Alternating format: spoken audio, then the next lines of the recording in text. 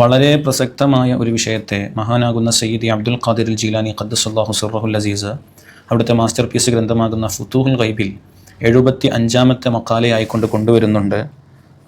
തസവ്വുഫ്, ആത്മീയത ഏതൊരു വിഷയത്തിനു മേലിലാണ് എടുക്കപ്പെട്ടത് എന്ന തലവാചകത്തോടെ മഹാനുഭാവൻ പറഞ്ഞു വെക്കുന്നു. നീ എല്ലാ സമയത്തും റബ്ബിന് തവക്കുൽ ചെയ്യണം, റബ്ബിൽ തഖ്വ ചെയ്യണം. പിന്നെ നിൻ്റെ ജീവിതത്തിൽ ലാഹിറു ശറഅ് നിർബന്ധമായി ഉണ്ടാകണം. കൃത്യമായ നിസ്കാരം നിന്നിൽ വേണം, കൃത്യമായ നോമ്പ് വേണം. ശരീഅത്ത് എന്ന് പറഞ്ഞിട്ടുണ്ടോ ആ വിഷയങ്ങളൊക്കെ നിൻ്റെ ജീവിതത്തിൽ വേണം.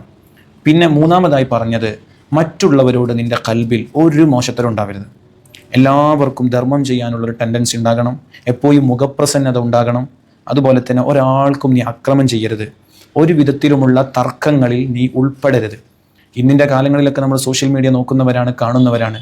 ചില ത്വരീഖത്തുകാർ എന്ന് പറയുന്നവർക്ക് മശായിഖുമാരുടെ നേതൃത്വത്തിൽ എന്നൊക്കെ ഫ്ലെക്സുകൾ അടിച്ച് നാടെല്ലാ നാട്ടിലും പ്രഭാഷണങ്ങൾ നടത്തുന്ന ചിലരുടെയൊക്കെ പരിപാടി തന്നെ തർക്കങ്ങളും സംവാദങ്ങളും മാത്രമാണ്. ഇതൊക്കെ ഒഴിവാക്കണം യഥാർത്ഥ സൂഫി എന്ന് പറയുന്നത് എല്ലാ സമയത്തും. എന്നിട്ട് പറയുന്നുണ്ട് തസവ്വുഫ് എന്ന് പറഞ്ഞാൽ ലൈസ അഖ്ദുൻ അനിൽ ഖീലി വൽ ഖാൽ. ഖീലയും കാലൊന്നും എടുക്കേണ്ട ആളല്ല. എവിടെയോ ഏതോ ഒരു കിതാബിൽ പറഞ്ഞ വിഷയമാണ്, അയാൾക്ക് ശരീഅത്ത് അനുവദിച്ച മുഅ്തമദായ മസ്അല ഇവിടെ പുറത്തുണ്ട്, അതെടുക്കാൻ കഴിയാതെ അയാൾ തോന്നിയതുപോലെ ജീവിച്ചതാണ്. അപ്പോൾ പിന്നെ അതിന് അയാൾ തെളിവ് കണ്ടെത്തുന്നത് ഏതോ മൂലക്കലുള്ള ഒരു കിതാബ് എടുത്തിട്ടാണ്. അങ്ങനെയല്ല വേണ്ടത്. ഖീലയും കാലയും ഒന്നും എടുത്തുകൊണ്ടല്ല തസവ്വുഫ്. മുഅ്തമദായ മസ്അലകൾക്കനുസരിച്ച് എല്ലാ അർത്ഥത്തിലും ശരീഅത്തിനെ മുറുകെ പിടിച്ച് തർക്കവിതർക്കങ്ങളിൽ ഒന്നും ഉൾപ്പെടാതെ വളരെയേറെ ശ്രദ്ധിച്ചുകൊണ്ടാകണം മുന്നോട്ട്. എന്നിട്ട് മഹാനുഭാവം പറയുന്നുണ്ട്, ഏറ്റവും കൂടുതൽ ഒരു സൂഫി തിരഞ്ഞെടുക്കേണ്ട മാതൃക എന്ന് പറയുന്നത് വിശപ്പ് സഹിക്കണം, ആർഭാട ജീവിതം ഒഴിവാക്കണം. എന്നിട്ട് പറയുന്നുണ്ട് മഹാനുഭാവൻ 8 കാര്യങ്ങളുടെ മേലിലാണ് തസവ്വുഫ് എന്നുള്ളത്.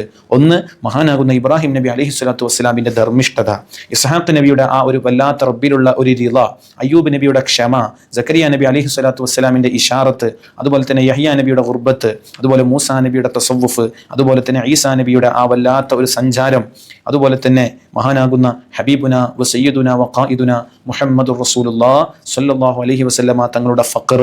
ഇതെല്ലാം കൂടിയ ഈ 8 കാര്യങ്ങൾ ഒരാളിൽ സമ്മേളിക്കുമ്പോഴാണ് അവൻ യഥാർത്ഥ സൂഫിയാകുന്നതും മാറുന്നത്. ഇബ്നു അജീബ തങ്ങളൊക്കെ ഈ ഖാദുൽ ഹിമമിൽ പറഞ്ഞിട്ടുണ്ടല്ലോ, ഒരിക്കലും സൂഫി എന്ന് പറയുന്നത് ആരല്ല, ഏതെങ്കിലും കമ്പിളി വസ്ത്രം ധരിച്ച് നടക്കുന്ന ആളോ അങ്ങനെയുള്ള ആളുകളൊന്നും അല്ല.